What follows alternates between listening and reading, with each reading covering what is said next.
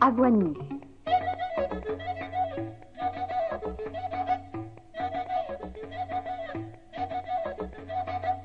Aujourd'hui, Georges Ségui s'entretient avec Marc Guillaume.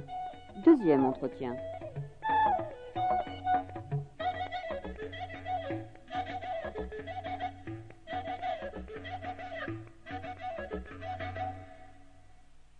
Dans l'entretien précédent, Georges Ségui, nous avons abordé le problème des racines de la CGT. Je vous propose aujourd'hui de faire un saut dans le présent. Quelle image la CGT a-t-elle dans notre pays? Je vais répondre d'une manière globale tout d'abord. Je pense que d'une manière générale, le syndicalisme, la réalité syndicale n'est pas suffisamment médiatisée par rapport à ce qu'elle représente dans notre vie nationale. Et donc beaucoup de gens en France, y compris beaucoup de salariés malheureusement, restent avec une certaine méconnaissance de cette réalité syndicale. C'est regrettable. Donc l'image n'est pas précise. Elle n'est pas précise. Et d'ailleurs, c'est regrettable parce que ça prive les gens de l'opinion publique. Je pense surtout aux salariés quand je parle de l'opinion publique. Les salariés sont la majorité de l'opinion publique. Ça prive de la conscience d'une autre réalité. C'est que beaucoup de changements qui sont produits en France, dans le domaine du progrès social, des institutions comme la sécurité sociale, la protection du travail, le chômage, la désindemnisation du chômage, beaucoup de choses comme ça, les congés, la réglementation, tout ça ce sont des conquêtes dues à l'action des syndicats, au rôle des syndicats, à leur action, à leur intervention, à leur opiniâtreté, à la puissance qu'ils ont pu développer. Alors que beaucoup de gens considèrent que ce sont des institutions liées à la formation, à l'évolution de la démocratie française, de la République. Et donc, ça ne les incite pas toujours, pas suffisamment, à comprendre que pour que les choses continuent à évoluer dans le bon sens, dans le sens du progrès, il faut assurer au mouvement syndical suffisamment de possibilités, de moyens, de force pour continuer à aller de l'avant. Est-ce que ce n'est pas pour le militant puis le leader syndical que vous avez été et que d'une certaine manière vous restez encore à la tête de l'Institut CGT d'Histoire Sociale, est-ce que ce n'est pas une épreuve quotidienne pénible de ce contraste entre l'affection, la chaleur qui existe à l'intérieur d'un syndicat qui sont des éléments importants de sa culture, et puis à l'extérieur justement cette image un peu floue ou froide, l'indifférence, la critique, voire le mépris. Est-ce que ce n'est pas un contraste quotidien que vous éprouvez parfois avec un peu d'agacement ou de lassitude? Ni agacement ni lassitude, mais regret, parce que, comme vous le dites, il existe un état d'esprit, une mentalité au sein du syndicalisme. Vous m'envoyez, mais ce que je connais moi le plus et le mieux au sein du syndicalisme, une mentalité, une fraternité, une solidarité, puisque notre symbole c'est toujours les deux mains qui se serrent, hein, c'est depuis le début, depuis la naissance de la CGT, c'est resté la symbolique de la CGT. Des rapports de respect mutuel, d'amitié, de fraternité, que l'on ne rencontre plus dès que l'on sort de ce milieu, qu'on ne rencontre plus de la même manière. Qu'on ne rencontre plus non plus dans les partis politiques où les tendances s'étripent joyeusement, où les personnalités s'affrontent. On a l'impression que en effet, la CGT reste sous le signe de ces mains qui se serrent. Voilà. Je signale d'ailleurs que le symbole est moins connu que la faucille et le marteau. Ah oui, c'est vrai, mais pourtant, même les timbres syndicaux comportent toujours ce symbole. À mon avis, c'est un symbole très humain, très solidaire, très fraternel. Et donc, je pense que il est regrettable que l'on ne mette pas en évidence suffisamment, que l'on ne fasse pas vivre, y compris par tous les moyens de la culture qui sont à notre disposition. Le cinéma aussi, puisque nous sommes à son centenaire, il y a eu un certain nombre de films, d'ailleurs un certain nombre de films auxquels la CGT a contribué, a collaboré, a financé même, et qui parlent de cet aspect de la vie sociale, de la vie syndicale, de la fraternité qui existe, de la mentalité d'amitié qui refoule l'individualisme, l'esprit d'égoïsme et puis le débrouillage personnel. Ça refoule tout ça. Or, combien nous avons besoin aujourd'hui de refouler toutes ces tendances que sécrète cette société en crise et de mettre en avant les vertus de l'amitié, de la fraternité et de la solidarité. Mais n'y a-t-il pas une difficulté en apparence superficielle, mais sans doute beaucoup plus profonde qu'il n'y paraît, à vouloir être mieux connu sans passer par cette personnalisation qui est l'un des ressorts de la société du spectacle, du fonctionnement des médias. Je veux dire simplement que très souvent dans les partis, dans les organisations, c'est un homme avec ses singularités, parfois même son intimité, qui porte comme un emblème l'institution. Vous l'avez rappelé précédemment, vous avez dans votre culture choisi de ne pas personnaliser, de faire passer l'institution d'abord. Mais comment peut-on rendre spectaculaire, et pour le dire de manière peut-être plus neutre, aimable, sympathique, une institution comme la CGT, aussi sympathique que soit sa fraternité interne, si on ne passe pas par un minimum de personnalisation? Autrement dit, est-ce que la CGT du XXIe siècle ne sera pas obligée, comme les grandes institutions, de sacrifier à la logique individualiste, personnalisante, intimiste, avec tout ce côté peut-être désagréable, reality show parfois, que les médias peuvent utiliser pour au fond rendre les choses lisibles et visibles? C'est complexe, j'en conviens. Mais en ce qui me concerne, je profite pour dire que beaucoup de réponses que je fais aux questions que vous me posez ont un caractère personnel. Hein, je n'engage que moi. D'ailleurs, je le fais non pas pour me mettre en avant, mais pour éviter qu'on pense que je suis en train de définir sur le plan schématique ou institutionnel. Ce ne serait pas le lieu ici, c'est clair. Je l'ai compris comme ça. Mais pour ma part, je reste très hostile à la personnalisation de la vie publique, de la vie sociale et a fortiori de la vie syndicale. Car moi, mon expérience m'a toujours incité à avoir beaucoup de respect pour ceux dont on ne parle jamais, pour ces militantes, ces militants qui se dévouent sans compter, qui sacrifient une partie de leur loisir, de leur repos, de leur vie de famille, et même à la défense des intérêts de leurs prochains, qui sont toujours prêts à se porter au secours d'une personne victime d'injustice. Toutes ces militantes, tous ces militants si humbles et qui font la vraie richesse de la CGT, bien au-delà de ce que peuvent faire les dirigeants, eh bien, je serai toujours, pour ma part, du côté de ceux qui pensent qu'il faut mettre en évidence cet esprit, cette morale, cette mentalité, cette culture même, je dirais, de l'esprit collectif, de ce que représente de générosité le dévouement militant vu dans son ensemble et non pas au travers de certaines vedettes qui seraient dépositaires et exemplaires de l'ensemble.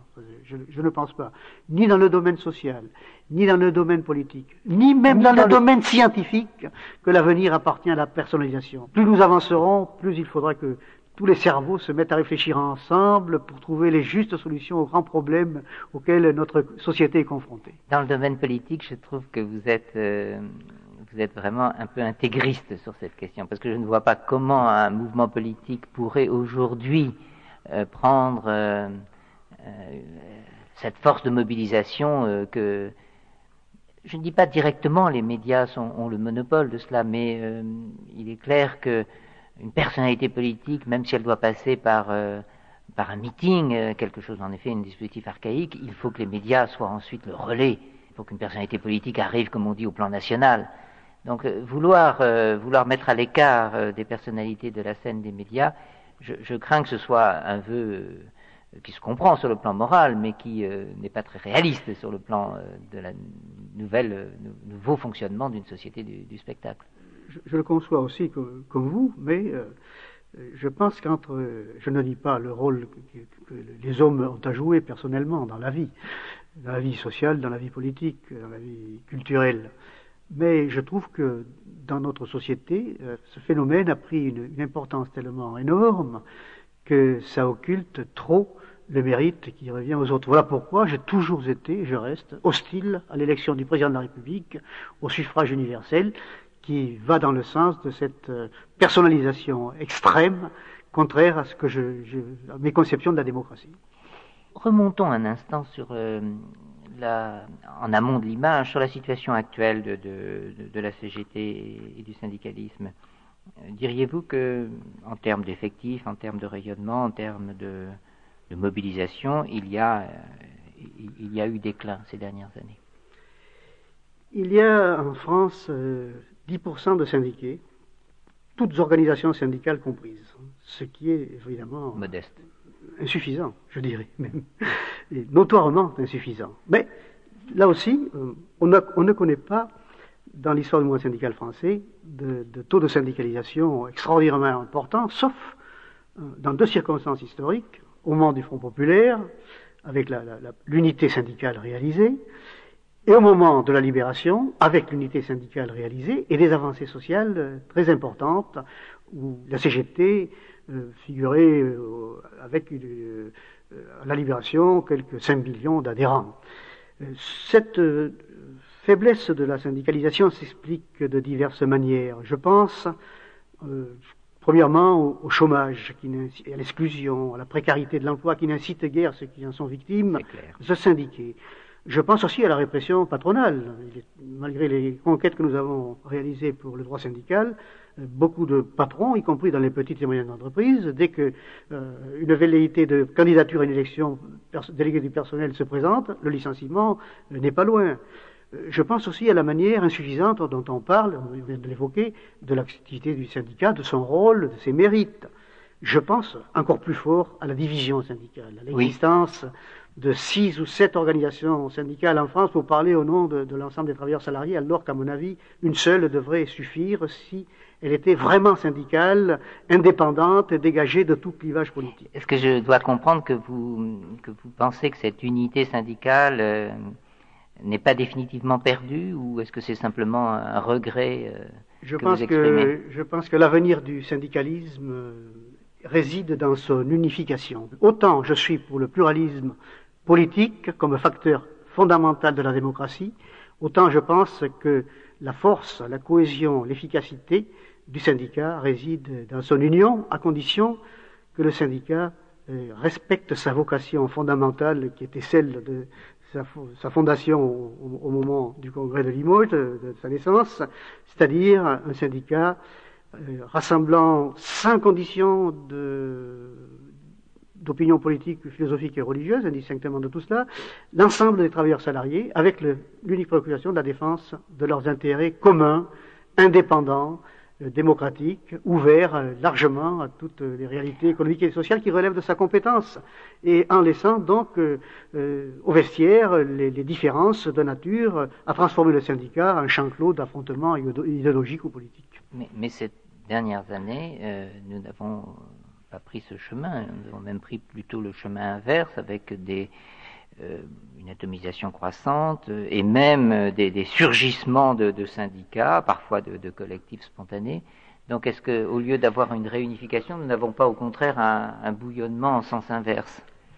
Malheureusement, les réalités d'aujourd'hui donnent cette impression, apparaissent comme cela. C'est une vérité ce que vous dites. Mais je pense que cela ne remet pas en cause l'idée selon laquelle l'unification du mouvement syndical est une nécessité. Imaginons un peu que l'on pose aux travailleurs salariés, sous la forme d'un référendum par exemple, la question de savoir s'il vaudrait mieux avoir une seule organisation syndicale représentative de l'ensemble des salariés, ou s'il vaut mieux en avoir 7 ou 8 rivales, concurrentielles, qui s'affrontent. Ils vous répondront à 95 ou 99%, il vaudrait mieux qu'il n'y en ait qu'une. Donc ce n'est pas une vue de l'esprit, c'est une aspiration, un souhait réel, profond des travailleurs. Si vous leur demandez, est-ce que vous pensez que c'est réalisable aujourd'hui, ils répondront non. Et si vous leur demandez par quel moyen on pourrait passer pour essayer de surmonter cette division et créer l'unité, ils vous répondront, je n'en sais rien. Alors donc, moi je parle de l'unité, et j'ai en conscience du fait qu'il s'agit aujourd'hui d'une perspective utopique, mais l'utopique, pour moi, ce n'est pas l'irréalisable, c'est l'irréalisé. Est-ce qu'il n'y aurait pas une utopie intermédiaire, donc un peu moins irréalisée, qui serait, à cette même question, une réponse des salariés? Oui, plus d'unité, mais quand même 2 syndicats. Un syndicat de type d'inspiration révolutionnaire, acceptant ce qui avait été rappelé précédemment, cette indépendance par rapport au parti, mais fondée sur l'unité d'une lutte pour un changement en profondeur de la société, et un deuxième syndicat qui serait le centre de gravité, l'attracteur de toutes les sensibilités de type réformiste. Est-ce que vous ne pensez pas que ce serait une utopie déjà plus envisageable? Je suis pour deux syndicats, mais pas sous la forme que je viens de dire. Me le présenter. Un syndicat pour les patrons, un syndicat pour les salariés. Voilà, deux syndicats.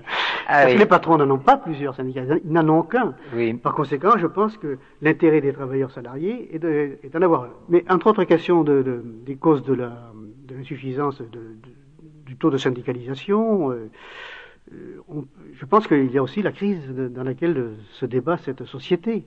Et cette crise, elle n'a pas des retombées seulement sur les partis politiques, sur la culture, sur les mentalités, sur la vie sociale en général. Elle en a aussi pour les syndicats, peut-être moins pour les syndicats d'ailleurs que pour d'autres, car on le voit comparativement aux élections politiques. Les élections professionnelles montrent que les travailleurs salariés, bien qu'ils ne soient pas syndiqués, s'intéressent intensément à la vie du syndicat et ont le souci de choisir parmi les différentes candidatures des organisations syndicales celles qu'ils pensent être les plus efficaces pour la défense de leurs intérêts. Par conséquent, donc, je crois que il y a ce problème, et il y a enfin, dernière chose, un certain nombre de raisons à cette insuffisance de syndication qui touchent aux syndicats eux-mêmes, à leur forme, à leur orientation. Là, c'est tout un autre sujet que l'on peut peut-être aborder dans notre conversation et à propos duquel j'ai un certain nombre d'opinions, d'idées à avancer dans cette réflexion, cette recherche. Peut-être pourrions-nous les aborder à propos d'une question très actuelle qui est la position du syndicalisme français, et de la CGT en particulier, dans la nouvelle donne européenne. Est-ce que le syndicalisme français, de type révolutionnaire, n'est pas un peu isolé en Europe? Est-ce qu'il n'est pas loin finalement du syndicalisme allemand et de tous les syndicalismes d'Europe du Nord et même du syndicalisme italien qui sont devenus pour l'essentiel des syndicats réformistes? Est-ce que vous ne vous sentez pas tout seul en Europe? Je pense que le terme de syndicat réformiste, qui est un terme déjà ancien, ne recouvre pas une réalité de nos jours correspondante à ce qu'il peut signifier. Tout syndicat par nature est réformiste. Oui. Dans la mesure où le rôle du syndicat c'est d'améliorer constamment le sort des travailleurs, leur pouvoir d'achat, leurs conditions de travail, et ils luttent pour des réformes. Donc, sans subordonner ces réformes à la transformation fondamentale de la société. Certes, mais la CGT l'a rappelé constamment, et vous-même assez récemment, il y a la dimension réforme, revendication, court terme, mais en même temps, et sans en effet lien de subordination, ceci s'inscrit dans une perspective de changement en profondeur des classes sociales et du mode d'organisation économique et politique. Donc c'est cela qui, me semble-t-il, fait coupure entre une vision révolutionnaire, c'est peut-être là aussi un mot un peu ancien, et une vision réformiste. Comment appelleriez-vous les syndicats allemands, puisque vous ne voulez pas les appeler réformistes? Des syndicats allemands, je ne les qualifierais pas. Je dirais que ce sont des syndicats qui ont des liens organiques avec le Parti social-démocrate allemand et qui mènent leur bataille, ma foi, dans des conditions qui, dans certaines circonstances, montrent que l'esprit de résignation ou de compromis a priori en tout et pour tout ne les dispense pas de choisir parfois la lutte pour faire avancer leurs objectifs. Nous l'avons vu tout récemment avec la métallurgie allemande, où les travailleurs de DGB ont utilisé la grève pour faire avancer leurs objectifs revendicatifs et ils ont obtenu des augmentations de salaire de 5 ou 6%. Ma foi, c'est la lutte, ça. Et alors, on peut être partisan de réforme et aussi utiliser les moyens de la lutte pour faire avancer les objectifs. D'ailleurs, les syndicats allemands, justement à cause de l'union, sont représentatifs. Ça a un peu évolué parce qu'il y a des syndicats chrétiens aussi maintenant là-bas, oui. Mais sont représentatifs de l'ensemble des salariés. Quand le DGB parle, il peut prétendre parler à l'ensemble des salariés. Quand il y a une négociation avec le gouvernement ou avec les patrons, la centrale syndicale allemande est considérée représentative de l'ensemble des salariés. Mais il y a des différences. Et moi, je ne suis pas pour aligner les syndicats d'Europe sur un modèle donné, ni que les syndicats allemands s'allient sur le modèle de la CGT française, ni que la CGT française s'allie sur les syndicats de travaillistes en Grande-Bretagne. Je pense qu'il faut respecter les traditions, les particularités, les spécificités nationales de chacun, mais convenir tous ensemble qu'il y a intérêt à nous rencontrer, à nous concerter pour faire face d'un commun accord aux grands problèmes économiques et sociaux qui se posent maintenant à l'échelle européenne et plus seulement à l'échelle nationale de chacun de nos pays. Ça, c'est une grande question qui est à l'ordre du jour de la réflexion de chacun. Je crois d'ailleurs que les grandes mutations auxquelles nous assistons, non seulement en France, mais en Europe, et dans l'Europe vue dans tout son continent européen, n'est-ce pas, et même dans le monde, oblige à réviser beaucoup de choses antérieures, je parle aussi pour nous à la CGT, à rectifier, à revenir sur des schémas, des conceptions considérées fondamentales, irréversibles depuis longtemps, qui s'inversent, se modifient, et qui obligent à une réflexion beaucoup plus approfondie, entraînant des adaptations, des changements, des inversions, et qui, s'ils ne sont pas faits en temps opportun, risquent d'avoir des conséquences qui pourraient affaiblir encore davantage le syndicalisme. Pourrait-on dire que le défi européen, en vous invitant à ces transformations, pourrait vous aider sur le chemin d'unité syndicale en France, vous aider à vous rapprocher d'autres centrales syndicales? Je pense qu'il nous pose à tous des questions par rapport auxquelles il est impossible de se dérober, qui nous obligent à réfléchir. Et si nous sommes réalistes, à convenir qu'il y a beaucoup de choses qui impliquent la concertation et l'action commune, la coopération. Toute la question de l'harmonisation des législations, est-ce que c'est pas à la fois du grain à moudre, et, comme on dit dans le dialecte syndical parfois, et en même temps un risque de perdre un peu son identité, d'être un petit peu confronté à des questions en effet importantes, mais un peu techniques et qui justement auraient tendance à éroder les identités. Il y a ce risque. Et justement, la meilleure façon de prévenir les conséquences d'une telle situation et les difficultés qui peuvent survenir, c'est la concertation, la réflexion ensemble, la recherche ensemble sur le plan syndical des solutions qui conviennent d'apporter, pas sur le plan uniquement de la contestation ou de l'opposition, mais aussi la recherche de propositions constructives qui tiennent compte d'un certain nombre de réalités économiques et sociales. Nous ne sommes pas tous sur la même longueur d'onde en ce qui concerne les perspectives de projets de société. D'ailleurs, c'est impossible puisque les pays concernés ne reposent pas sur les mêmes bases, n'ont pas les mêmes caractéristiques, ni économiques, ni sociales, ni politiques. Mais il y a des grands problèmes qui relèvent de solutions de dimension européenne qui méritent la concertation. Les patrons se concertent, les gouvernements se concertent à l'échelle européenne pour choisir des options, des lignes de conduite qui conviennent aux intérêts qu'ils représentent. Pourquoi le mouvement syndical ne serait-il pas en train de faire de même pour trouver des solutions qui conviennent aux intérêts de plus en plus convergents et solidaires des travailleurs d'Europe? Dans cette perspective, que pensez-vous? N'êtes-vous pas agacé, je pourrais même dire, de voir le développement de l'idéologie libérale comme ruse pour faire l'Europe? Je vais le dire d'une manière un peu plus concrète. Au fond, aujourd'hui, on fait souvent appel à la solidarité des consommateurs, ce que les économistes appellent en termes techniques le surplus du consommateur. On fait miroiter des baisses de tarifs pour expliquer qu'il faut que Air France, s'il veut faire concurrence à British Airways, s'il veut résister en Europe, il faut des compressions d'effectifs. Même chose pour un très grand nombre d'entreprises publiques françaises. Donc tout cela se fait au nom du consommateur, de l'intérêt du consommateur. Évidemment, tout le monde est sensible à payer moins cher tel ou tel service, l'électricité, le téléphone ou le transport. Et donc il y a une sorte de force de l'Europe, d'une Europe libérale, qui conduit à ces réductions d'effectifs, à cette pression sur les salaires. À travers ce rappel, quelle est votre position, quelle est la position des syndicats quant aux entreprises de services publics français qui appartiennent à un héritage également tout à fait précieux et spécifique de notre histoire? Il y a là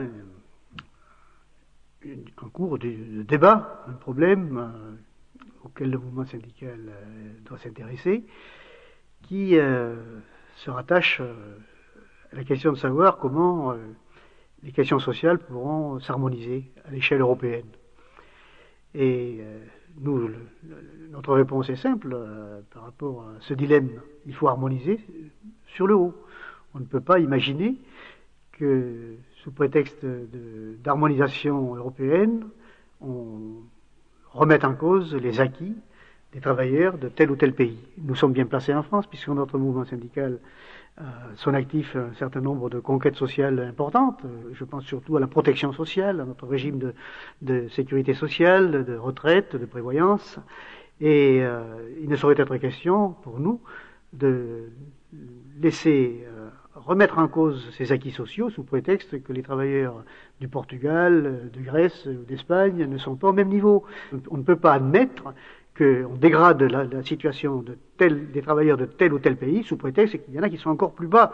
Non, c'est pas possible. Alors donc ça implique aussi les questions de service public. C'est quand même au travers du progrès qu'a constitué l'existence du service public et les nationalisations issues pour beaucoup, sauf la SNCF, de la période de la résistance, des programmes du Conseil national de la résistance, et qui ont apporté non seulement sur le plan économique les résultats que l'on connaît, mais aussi sur le plan social des avancées très importantes.